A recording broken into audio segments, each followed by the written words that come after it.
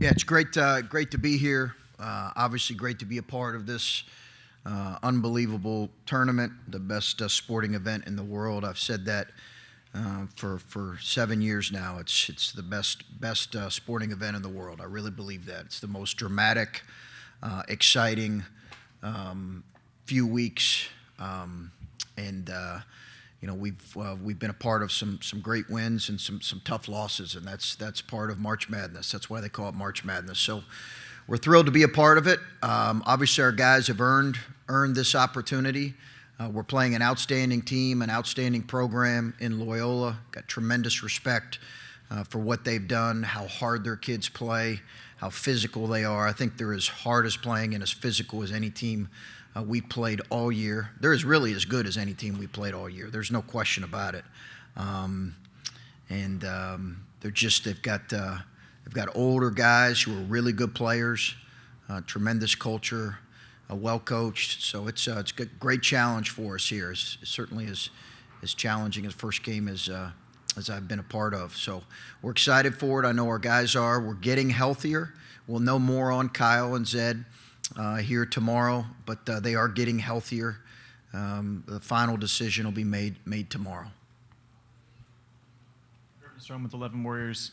Coach, with Drew being a first-year head coach in the NCAA tournament, I'm just wondering what you remember about your first experience being a head coach in the tournament, handling the pressure in the moment, and then maybe how your approach has kind of changed over the years with repeat appearances and going into this year as well. Yeah, I think actually my first appearance was here, I think. We beat Texas and then lost to Notre Dame, if I've got that right. I think it was in this arena.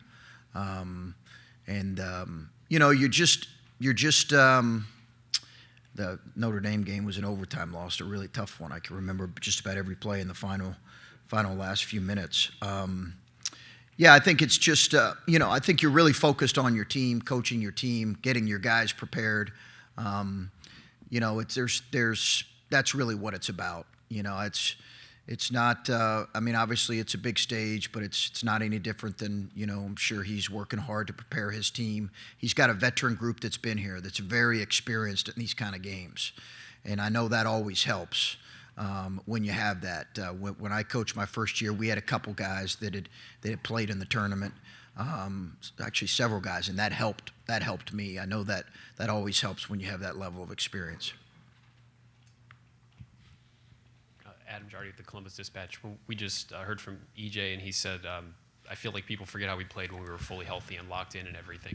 Do you remember what you play like when you were fully healthy? And if you do, what does that look like, and could that look like this time of year? Yeah, we played well. We played really well when we're healthy. Now, when we're fully healthy, we didn't always play well, but most times we played really well and had some great wins and played really well in stretches. And I think that's, and we're talking about fully healthy given the fact that, we also had a couple season-ending injuries.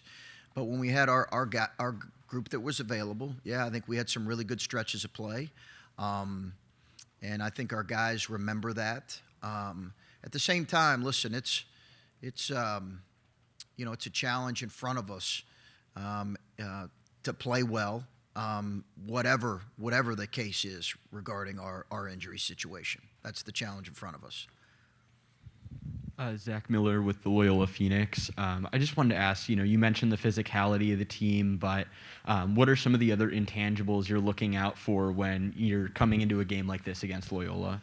Well, I just think, I think their experience is tremendous. They've been through these games. They've been, played in the Final Four. They've been through a number of these games. They beat the number one seed from our league last year to go to the Sweet 16. So I think they've got, you can't discount their experience, but they also have very, very good players, very talented team. Williamson's going to play in the NBA. They've got very good players. So, and they're older. I know they added some transfers that have been really helpful for this group and really important. They've got great athleticism, really good team. Hey, Coach Clay Hall, ABC 6, Fox 28. Not to belabor this, but do you see Kyle and Zed increasing their workload each day? Are they able to do more for instance, in your Yeah. workout this morning? We have seen him do a little more, Clay, but it's not like they've been able to do full practices. But they have been able to do a little more, which has been encouraging to see, despite not being able to do full practices. Colin Gay, Rivals. I'm curious, after the Michigan game, you were talking about the one in Ann Arbor. You were talking about how E.J. Lidell kind of carried or kind of set the tone defensively in what you guys do. And I'm curious, especially heading into this stretch, this tournament, does he kind of take initiative, that leadership, like kind of where he goes, you guys go? Has he kind of felt that weight heading into his final tournament? Or? Yeah, you're talking about the win on the road there. Yeah. Yeah. I think he showed good leadership. But it's got to be more than just him that carries the leadership load. And I think Kyle's not a super vocal guy, but we've missed his leadership kind of on the floor and his steadiness on the floor. And I think EJ's missed that when he's been out. Jamari's done a good job, and Justin has, but EJ's he's certainly taken a major role in that. Will. Will Graves, Associated Press.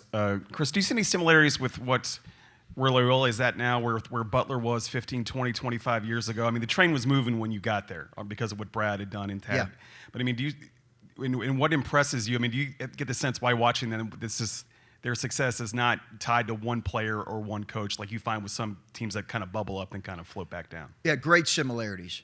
Great similarities. And I think Porter deserves tremendous credit for that because he built that. And I know he struggled in his first, I think, whatever it was, 5 or 6 years maybe. But he and his staff deserve great credit for that. Great similarities. Older teams, really tough guys, tremendous culture. And they're as good as any team in the country. I think we understand that now. I don't think they have a label. Obviously, they're joining the A10. It's not like they're quote unquote mid-major. They're a really, really good program that has had a ton of success, NCAA tournament success. But yeah, I mean it's one of those really elite programs in the country, and they've earned that. Hi, Lou Calzada from the Loyola Phoenix. So you talked a little bit about what it's going to be like to play Loyola, and obviously, they're known for what a strong defense they have. From a coaching perspective, what are going to be some of your keys for having your players really break through that defense? Yeah, I think there's a resolve you have to have. You understand there could be some clunky possessions. They're really good defensively, as good as any team we've played all year, maybe the best defensive team we played all year. So you're going to have to weather some potential scoring droughts, and you're going to have to be tough-minded enough to weather that because they're that good defensively.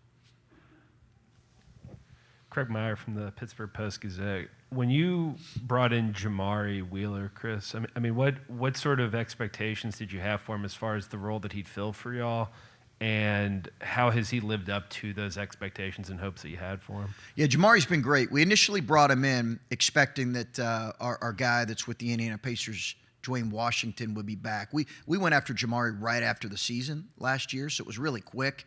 And we just anticipated Dwayne so we thought it'd be a great component there to kind of a scoring-minded two-guard and then a guy that could really ball hawk. Obviously, Dwayne stayed in the draft, so Jamari's had to pick up a little bit of offensive load. He's done a good job. I think he's been able to kind of be Jamari for us, and we're certainly going to need that tomorrow. Bill Landis from The Athletic. Chris, I know Kyle, when he's available, impacts you guys in myriad ways, but I'm wondering what makes him so effective on the defensive end for you. You look at the on and off numbers there. When he's available, you guys are just a much better defensive team. Is it versatility, or is there more to it than that? I think it's activity. For one, he's really active, and it is versatility. It's activity and versatility, and then he helps our rebounding a lot too. I think those two things. He's also, gotten smarter as he's gotten older and how to defend and play. But just the versatility that he provides. I feel like I've banged that drum for, months now. I think that's really important. But his activity is pretty good too when he's playing like Kyle. Coach Jim Matson from 25 News in Peoria. We cover Illinois State University. And Ryan Petten, how much has him impact been for you at Ohio State, and how ready is he for Illinois State? Oh, he's more than ready. He's more than ready. He's going to do a phenomenal job. He's going to do a phenomenal job for that program. It was a great hire. I know it's a great job. He's excited about it. He's obviously focused on us right now, but the community will love him. Chris, EJ's done a lot of great things in his career, and we know that he's going to be moving on at the end of the season. But when you think about what is still out there for him at this level, how much does NCAA tournament success matter to a player's legacy?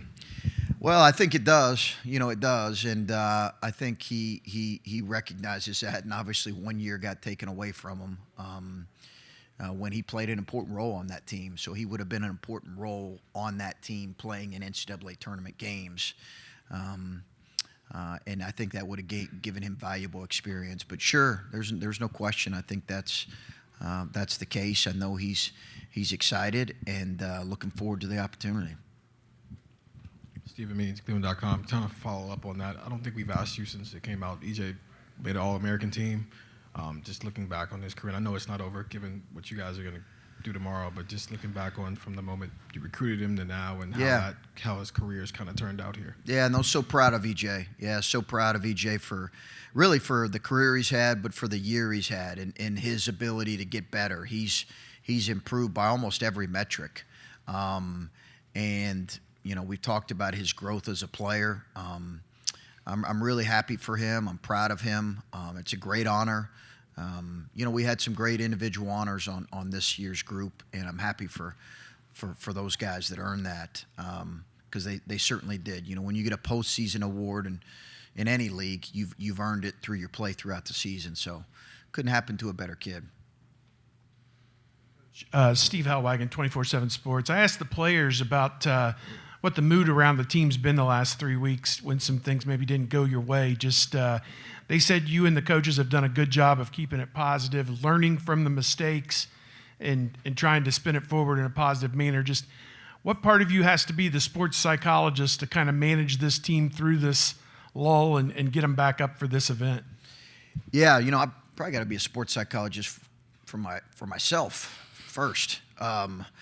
After that, yeah, that's I think there is a dynamic of that, Steve, for sure. There's a perspective required in college basketball that's like different in college football because of the number of games and the league play. You try to do, exactly what they said. You try to make the necessary improvements. I don't think you can ignore the things that need to be improved, and yet at the same time bring perspective to your group and hopefully an optimism of what's ahead. That's been what we've tried to do. Last question for Coach. Chris, you've got a lot of guys that don't have NCAA tournament experience. You do have a lot of tournament experience. When you go into this, how much do you have to talk to the guys who haven't been here about, sure, every game, 40 minutes is a roller coaster, but this is a completely different animal that you have to deal with emotionally? Yeah, we'll talk about it. I'll share some of my experiences. Yeah, we'll discuss it. You're right. I think there's an experience element that's different with obviously the Loyola team than what our team faces. So we'll talk about it. We won't dwell on it too much, but we'll talk about it. Maybe try to give them a couple things to help kind of free their minds a little bit. Thank you, Coach. Okay, thank you.